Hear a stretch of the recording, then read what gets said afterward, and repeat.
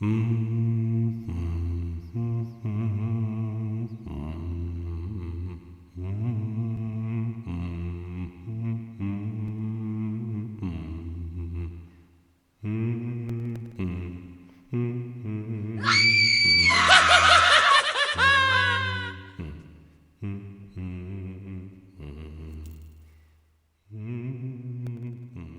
dripping. I'd been looking forward to having the house to myself that fateful Friday. Since I returned from university, my mum and dad hardly ever left me home alone, and I was determined to make the most of my me time. With that in mind, I walked into town to grab some wine and a scrummy-looking meal from M&S. After all, I didn't want to spend half the night in the kitchen.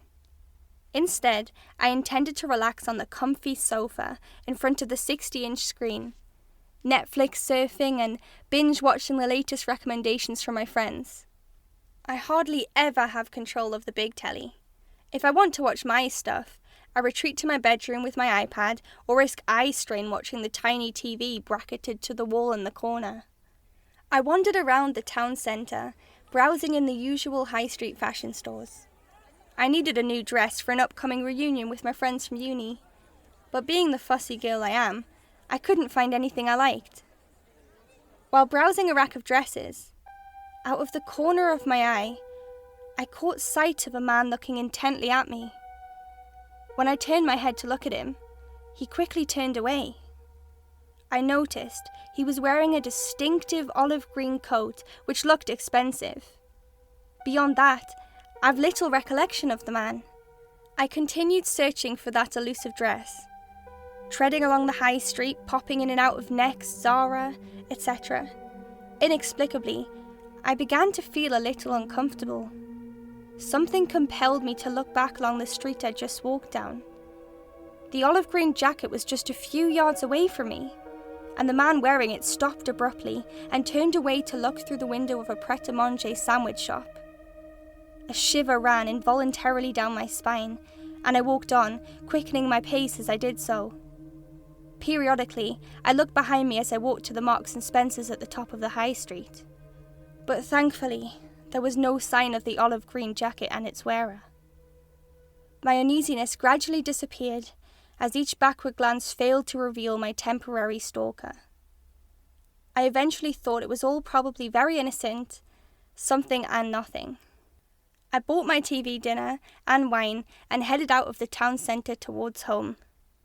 Our house was in a quiet suburb of town, about a 20-minute walk from the centre, but I knew I had plenty of time to get back before dark. Mum had texted me earlier to tell me that she and Dad had already left and wouldn't be back until early the following morning. They were visiting friends, but Mum needed to be back home for work the next day, hence the early drive home.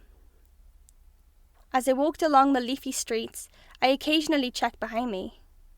There were other pedestrians about their business and the odd dog walker, but no sign of my olive-jacketed follower. By now, I was rid of any sense of concern and cheerily looking forward to the self-indulgent evening ahead. It wasn't until a few days after that I wondered whether this man, and what happened to me later, were possibly in some way connected.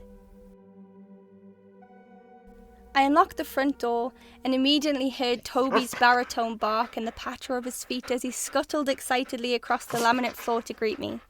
I put down my shopping and braced to accept his usual frantic fussing and jumping. "Hello, Toby. Hello, boy. I know I've missed you too." I stroked, patted and rubbed his soft, lush hair and happily tolerated his lapping tongue in return. Toby, our rescue mongrel, was knocking on a bit, but still had plenty of energy and enthusiasm. Finally, he settled down and followed me into the kitchen. "We're going to have a lazy, relaxing night tonight, Toby," I told the old pooch. "Lazing on the couch and watching telly together. Don't tell Ma and Pa, though. Our secret." Toby looked up at me, alert, his head tilted to one side. I heard a text tone from my mobile phone. It was another message from my mum, reminding me to lock all the doors. I smiled. Home after my first term at university, but to Mum, I was still a child. I appreciated the reminder nonetheless. The lasagna was delicious, and the Pinot even more so. It all made a nice change from the alcopops and different flavoured gins I consumed on typical student Friday nights out at uni. I stretched out on the sofa, with a dozing Toby curled up beside my feet. I watched an episode of Bridgerton, and a couple of episodes of a new show called Inventing Anna, while occasionally exchanging messages with friends on WhatsApp. It was the perfect, relaxing, quiet night in. At about 9 p.m, Toby got up, stretched, and indicated he wanted to go outside. I let him out of the back door, feeling a tad guilty that I hadn't taken him for a walk. After a few minutes, he began barking incessantly, so I reluctantly hauled myself off the sofa and called him in. Eventually, he returned but continued to bark while peering into the garden through the door's glass panel. He seemed more agitated than usual. Generally, he was a relatively placid creature. But in a few minutes, he calmed down. Just before midnight, feeling myself nodding off, I decided to have a quick shower and prepare for bed. I'd enjoyed my lazy, self-indulgent evening, but it had been a long week, and I felt sleepy. With my ablutions complete, I came out of the bathroom to find Toby waiting patiently on the landing. He followed me into the bedroom. Then, as I peeled back the duvet, I remembered Mum's earlier message, and that I hadn't locked the back door. Donning a dressing gown, I reluctantly headed back downstairs, with Toby following at my heels. When we reached the door, he began growling quietly, then more loudly, and guttural before the growls morphed into an agitated, hostile barking. I looked through the glass door into the night and the dimly lit back garden. Nothing. Then I locked the door and checked around the room. That uneasiness I'd felt earlier in the high street returned, and a little shiver rippled down my spine again. Everything seemed normal, though. It took me a brief while to calm the pooch down, and even when I had pacified him, he still seemed a little disturbed. Turning off the lights, I headed back upstairs, a still agitated Toby following. Once in bed, I pulled the duvet over me. Toby jumped up and lay beside me. He usually alternated sleeping on my bed and then on the floor throughout the night. I checked my phone. No more messages from Mum. Doubtless, she and Dad would have gone to bed a long time ago if they had to rise and make the early drive back home. At last, my head hit the soft pillow, and I closed my eyes. I seemed to have slept for ages when I awoke suddenly. But I glanced at my phone, and it was only 2 a.m. Toby was barking again, as he occasionally did during the night. Over the years I'd gotten used to it, and sometimes his barking wouldn't even wake me up. Usually his yapping would eventually cease, so I rolled over. "Shh, Toby, calm down," I said drowsily, and closed my eyes again. When I woke up again, it was just gone 3.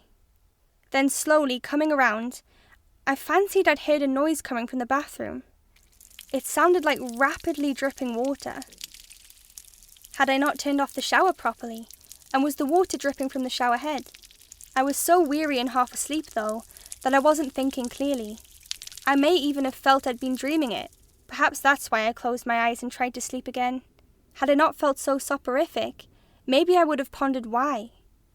If I hadn't turned the water off, hadn't I noticed that dripping sound earlier? In my stupor, I let my arm fall out the side of the bed, where Toby would usually lie, reaching for the comfort of his hairy coat. Clearly, he had already stirred, and I felt the reassuring lick of his warm tongue. I fancy I may have smiled at this. Then I slept again. I'm not entirely sure, but I think I may have woken up again not long after this. I vaguely recall hearing the dripping sound once more, but the gaps between the drips seemed further apart, as if the flow had slowed. Once again, I felt Toby's warm, moist, comforting tongue licking my arm, and I must have dozed off once more. The next thing I recollect, for sure, is waking abruptly at around 6:30. I must have been warm, for it appeared I'd pulled the duvet off my body in my sleep. It was still dark outside. Half awake now, I felt clammy, so I got out of bed and headed towards the bathroom. By this time, the dripping had all but stopped. I flicked the light switch on and stepped into the bathroom. I felt the damp stickiness between my feet at the same time I saw it. Hanging from the oval shower curtain rail, which was now bent from the strain, was a creature. Each of its hind legs was strapped to the chrome rail with what looked like heavy-duty zip ties. It had been entirely skinned. When I looked at its head, I could see that the poor thing's throat had been deeply slashed, then paralyzed with fear. The realization dawned on me. This creature was my dog. "Toby!" I said, trembling before crying out. "Toby!" again, and squealing shrilly. The bathroom looked like a crime scene. Blood everywhere, in the shower tray, splattered over the tiled walls. Then I heard the sound of advancing footsteps. Fear took over me and caused me to act. I slammed the bathroom door shut and slid the barrel bolt into the catch plate to lock it. I looked around the bathroom frantically for a weapon. Shampoo, shower gel, Dad's shaving foam, scissors! A pair of short nail scissors. I grabbed them. "My phone," I said quietly. It was back in my bedroom. I could hear footsteps again through the door, this time on the landing. They were hurrying, but their loudness was reducing with each step. They were footsteps of someone retreating, not advancing, possibly going downstairs. Silence. I waited maybe for a minute. It seemed like an age. I unbolted the door and opened it gingerly. Looking around cautiously, I then made my way to my bedroom. Light came in through a gap in the curtain. Drawing back one of the drapes, I looked out into the driveway at the front of the house. My parents were home, and Dad was already getting a bag out of the car. I heard the key turn in the lock of the front door. "Mum, thank God." Then in the half-light of early dawn creeping into my room, I saw a dark, furry mass crumpled up on the disheveled duvet sheet. Reaching out slowly, I touched it. It felt familiar, and I stroked it instinctively until my hand found something sticky at the edge. This belonged to Toby. I could hear Mum and Dad in the hallway now, and was about to run downstairs to tell them about the horrible thing that had happened. Somehow, before I could, my hand alighted upon my mobile phone, wrapped up in Toby's pelt. I picked it up. On the screen I could see a floating text bubble. The text within it read, "Thank you for all the licks, darling. I can't remember the last time my tongue had so much fun. Shame I had to leave early. Smiley face. Sorry about the pooch."